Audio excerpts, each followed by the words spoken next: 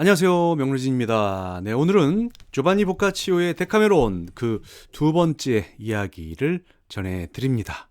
조바니 보카치오의 데카메론, 유쾌하고 대담한 르네상스 인간 예찬. 어, 장지연 선생이 엮어 옮긴 서해 문집의 책으로 전해드립니다. 서해 클래식에서 나온 이 데카메론 괜찮네요. 상당히 읽을만한 그런 내용입니다. 자, 오늘은요, 그러면 이제 데카메론 중에서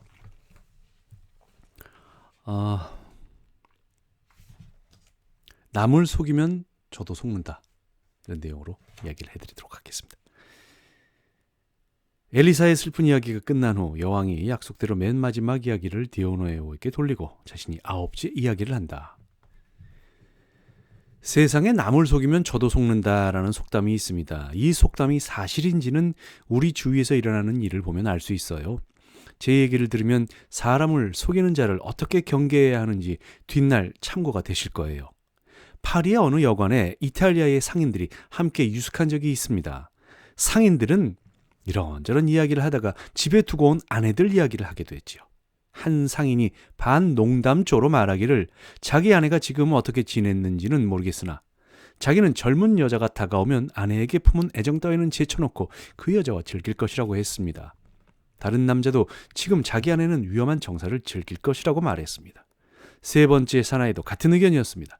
그러나 제노바의 베르나보 로멜린이라는 사람은 다른 의견을 내놓았습니다.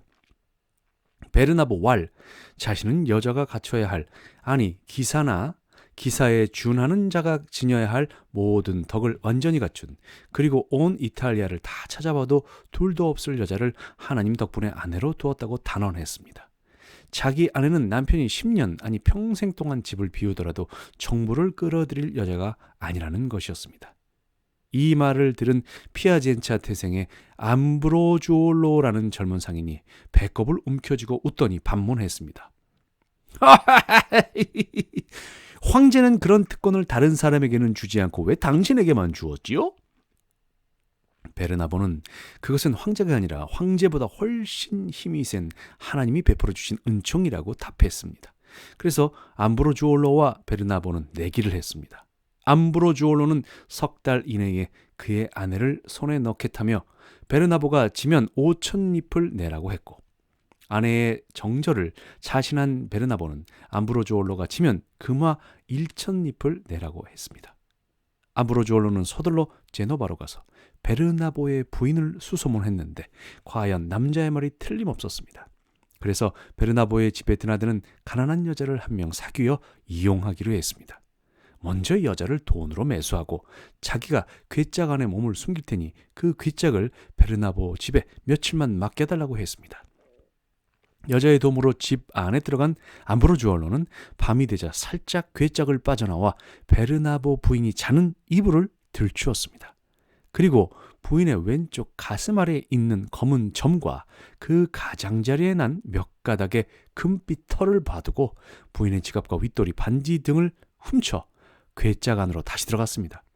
사흘째 되는 날 가난한 여인이 괴짝을 찾으러 와서 암브로주올로는 무사히 괴짝에서 나와 파리로 돌아갔습니다. 그리고 다시 상인들을 모아놓고 내기에서 이겼다고 선언하고 이튿날 베르나보에게 돈을 받아 챙겼습니다.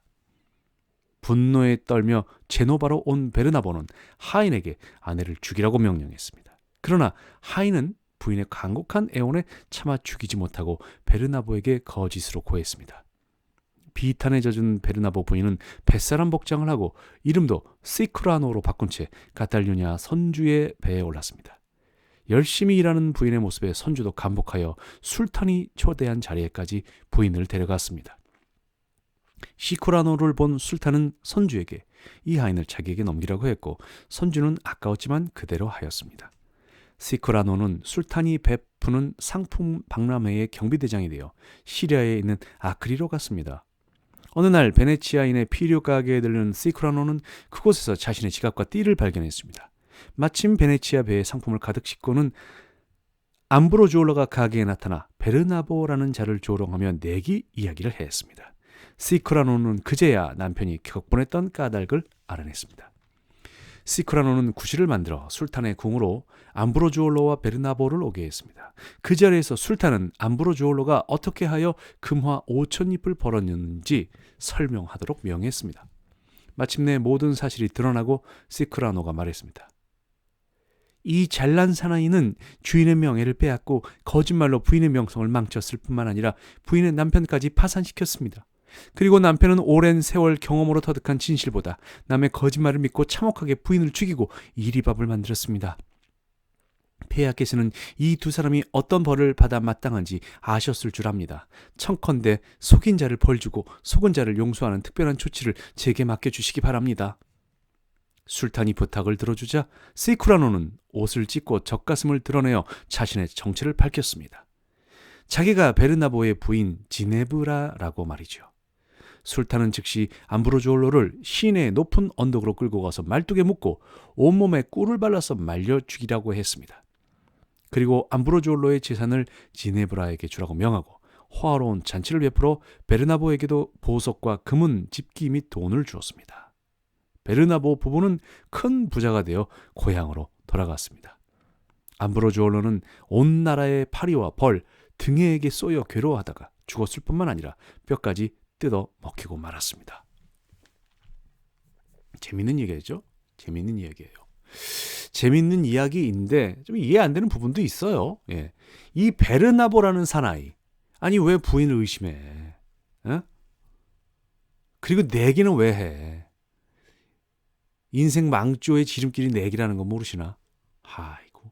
자기 부인 이 지네브라라는 여인이 정조를 지킬 것이다 라는 내기를 했어요. 또 큰 돈을 걸고.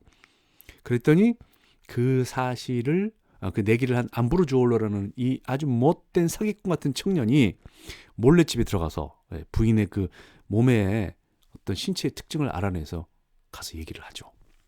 뭐 지금처럼 휴대전화가 있는 것도 아니고 사진기도 없었을 때니까 부인의 신체의 특징을 얘기했더니 그걸 또 믿고 이 젊은 녀석이 내 부인을 범했구나 이렇게 생각을 하고 부인을 죽이라고 명령을 합니다. 자, 어쨌든 그렇게 돼서 이 지네브라라는 여인은 술탄 앞에 불려갔는데 암브로주올로하고 자기 남편을 동시에 불러놓고선 자, 내기를 해서 자기의 신체의 비밀을 알아간 암브로주올로라는 청년은 죽게 만들고 자기는 술탄한테까지 돈을 받아가지고 베르나보라는 남편과 다시 합쳐서 큰 부자가 되어 고향으로 돌아갔다?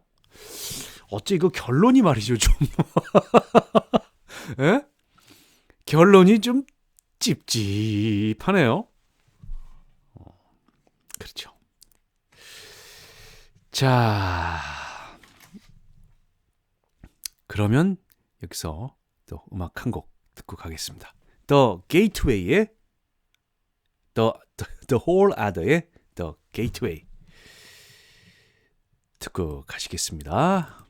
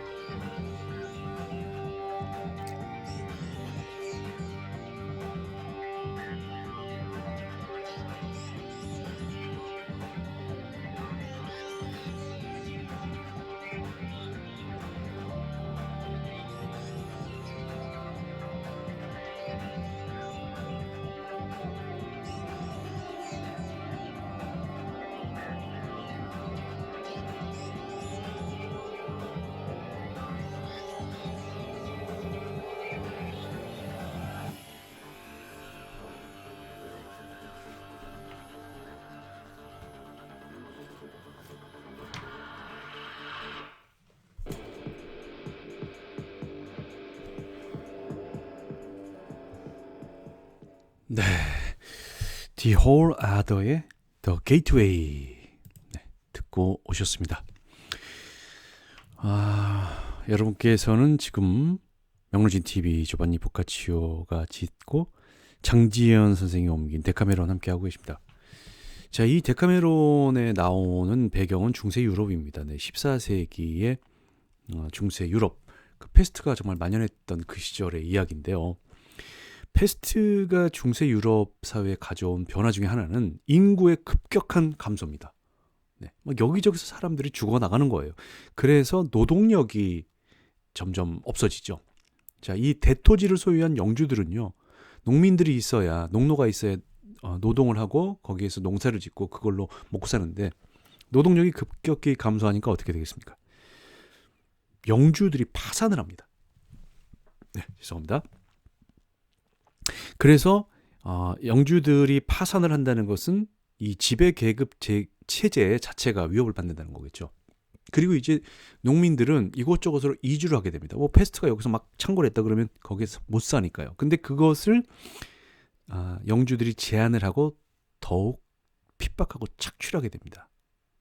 그런데 사람이 항상 그 극단적으로 몰리면은 용기가 생기는 거 아니겠습니까? 이 농민들은 이래 죽나 저래 죽나 마찬가지다. 봉기를 일으키자. 그래서 막 봉기가 일어나고 영주들이 몰락을 하고 해서 중세 시대의 봉건제가 쇠퇴하는 길로 들어서게 됩니다. 바로 그것이 페스트의 영향 때문이기도 했죠. 자, 오늘 이렇게 해서 데카메론 또 두 번째 이야기 읽어드렸습니다. 다음 회에 세 번째 이야기 또 재미있는 이야기로 찾아오겠습니다. 바로 클릭 눌러주세요. 안녕.